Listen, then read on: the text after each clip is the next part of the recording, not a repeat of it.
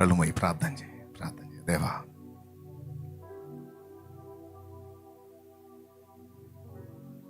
నేనున్నా కదా నీకు, నేనున్నా లేపదా.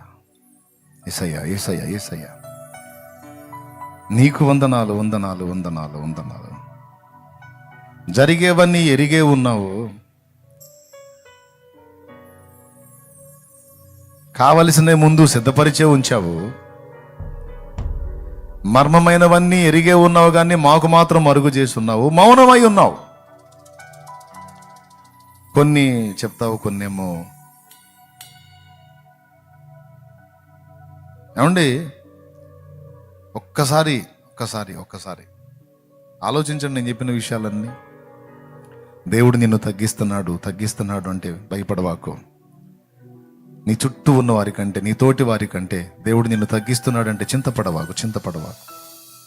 వారందరికంటే ఉన్నతంగా నిన్ను హెచ్చించగలడు ఆయన.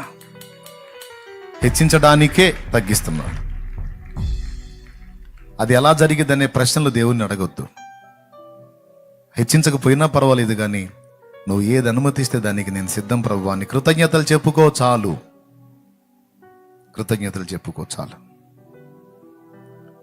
ప్రార్థన చేయి. పరిశుద్ధ ప్రభువా, మా బిడ్డలందరితో ఈరోజు మాట్లాడావు, ముఖ్యంగా నాతో మాట్లాడావు నాయన. చాలా కృతజ్ఞతలు ప్రభువా.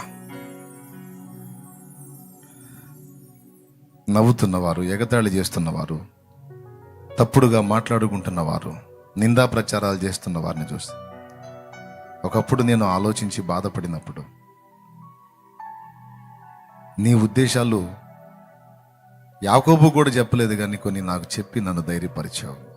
చెప్పినట్టు నెరవేర్చావు. నిజంగా యాకోబు కంటే కూడా సమీపంగా ఉన్నావు దేవా. నాకు నువ్వు యాకోబు కంటే బహు సమీపమయ్యావు. పరలోక తండ్రి యేసుక్రీస్తు ద్వారా, పరిశుద్ధాత్మ ద్వారా మాకు ఇప్పుడు ఇంకా దగ్గర అయ్యావు. మా బిడ్డలకు దగ్గర అయ్యావు. అన్ని బయలుపరుస్తున్నావు, అన్ని మాట్లాడుతున్నావు. భక్తుల జీవితాలను చూపించి నాతో మాట్లాడుతున్నావు. నీ కార్యాలన్నీ పరిశీలనగా తెలుసుకునే శక్తి మాకు లేదు, కానీ ఒక్కటి మాత్రం విరుగుదాం. అన్నిటినో కొలిక్కి తీసుకొచ్చి మా ఓటములను కూడా గెలుపుగా మాత్రం మారుస్తా. కృతజ్ఞతలు. యేసు నామములో నేను మహిమపరచుకుంటున్నాం తండ్రి. ఆమేన్.